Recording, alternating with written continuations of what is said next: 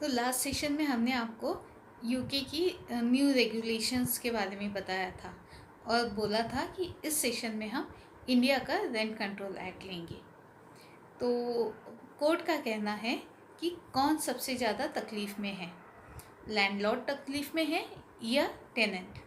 अगर टेनेंट तकलीफ़ में है तो कोर्ट उसकी बात सुने पहले, और अगर लैंडलॉर्ड तकलीफ़ में है तो उसकी बात, क्योंकि इंडिया में कुछ लैंडलॉर्ड्स सिर्फ रेंट के बेसिस पर उनका घर चलाते हैं, तो वो लोग भी तकलीफ़ में हैं।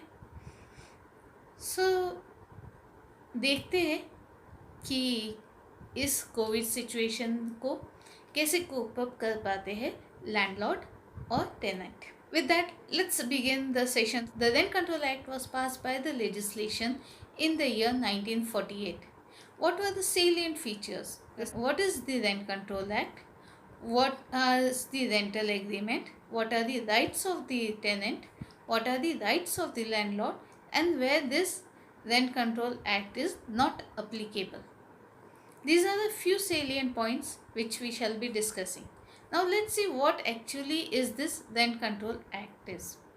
Rent Control Act was brought into action to regulate the renting of the properties and to ensure that the rights of the landlord or the rights of the tenant are not hampered by each other, or they are not exploiting each other. To rent any property, an agreement is an essential part of Rent Control Act. You need to have a written agreement with all the terms and conditions to which both the tenant and the landlord agrees.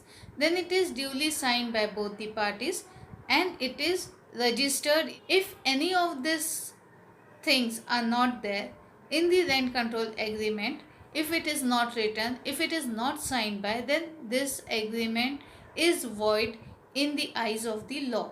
That means it has no applicability in this Rent Control Act.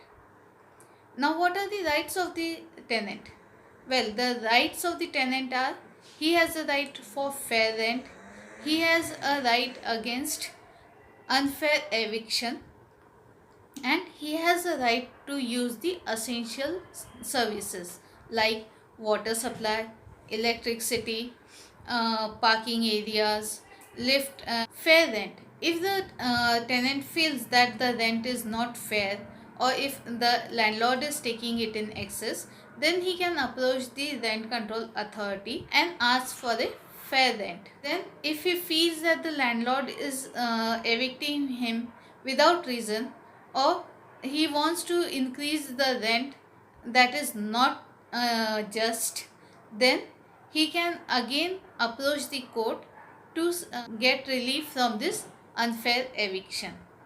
Then what are not rights of the tenant? Well, he cannot restructure in the house, like he can put an AC, or if he feels any gas connections or any natural requirements he can complete. But he cannot construct a permanent construction in that rented property. He cannot have any subtenants in that rented property. If he wants to sublet it or have one more tenant in that place, then he has to inform the landlord. He has to take prior consent of the landlord and give complete details about that subtenant, when he shall be joining, when he shall be terminating his tenancy, what are the rent. All this has to be intimated to the landlord. Then only this subtenant, and if the landlord agrees to it, then he can keep a subtenant. Otherwise, he doesn't have the right. Then he should not create nuisance in the neighborhood. He should not destroy the property. He should not use the property with unjust purposes or unlawful purposes. He should be using the property for himself and not for other things or other people. So these are the rights and requirements of the tenant. Now the landlord even has his rights, like he has a right to put a rent to the tenant. He can decide how much rent he wants to put, but it should not exceed the total construction cost and rate in that locality. If he wants, he can ask for eviction, but that eviction has to be for just reasons. Like if he wants to use it for himself, then he can ask for eviction. If he thinks that the property has become dangerous, then he can ask for eviction. If he wants to construct something in that place, then he can ask for eviction. If he wants to sell it, then he can ask for eviction. But the rules are different for each state. Like in Maharashtra, if the landlord wants to use the property for his own residential purpose, then he can ask the tenant for eviction. But this rule is not applicable in Karnataka state. There they cannot ask the tenant for eviction even if he wants to use it for his own use.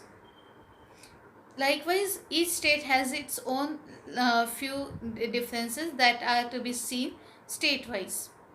He can increase the rent in general, say from 5% to 8% yearly, and that should be specified in the rent agreement. He just cannot say that from tomorrow the rent would increase. He will have to give a proper notice for increase in the rent as well.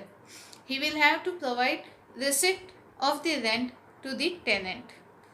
He will have to provide essential services to the tenant. Then the landlord can ask for the repossession of the property from the tenant. That means if there is any construction work or any alterations to be needed to be done in that property, if the landlord wants to have a new construction built, demolish this old construction, then he can ask the tenant for eviction or to move out for a few months and then come back again. Landlord wants, he can take advance payment for this purpose from the tenant, and then an agreement can be made between them regarding the tenant rent after the development of that place. If the landlord feels that the tenant is using the property for unjust purposes or unlawful purposes, then he can ask for eviction of his property. In the state of Karnataka, the landlord has to approach the court for eviction of the tenant. He has to give a 3 months notice to the tenant for eviction. Let's see where this law is not applicable. If the agreement is made only for 11 months, then this Rent Control Act is not applicable on that agreement. If the property is rented to government purposes or companies or corporations that are run by government, state government, central government, then this Rent Control Act is not applicable there. If the property is rented to company which has a shareholding of more than 1 crore, then also this law is not applicable. If the property is rented to some foreign international corporation or company or organization, then also this law is not applicable. If the property is rented for school, hospital purposes, which are governed by the central or state government, then also this law is not applicable. The law has seen the benefits of both the tenants and the landlord, and it's a fair and just act. Each state having its own modifications. So, though this law is applicable in all over India, but state-wise there are few changes in this Rent Control Act. So, if you are staying in Maharashtra or you are staying in Karnataka, then or in Delhi, then you will have to check out the rules and regulations of your state that are applicable. Now, whom we can approach if we have any issues regarding this rent or issues regarding unfair eviction? Then we can approach the Rent Control Authority for fair rent or unfair eviction. The landlord and the tenant can approach the court for any grievances they have against each other. In the end, we can see that the Rent Control Act is having just and fair points for both the tenant and the landlord. So, in this situation of COVID pandemic, we hope that both the landlord and the tenant show compassion for each other and come to a mutual agreement where they can coexist and cohabitat happily. If you found this session interesting and informative, please like, subscribe, and don't forget to press the bell icon for further notifications. So stay safe and healthy. Thank you very much.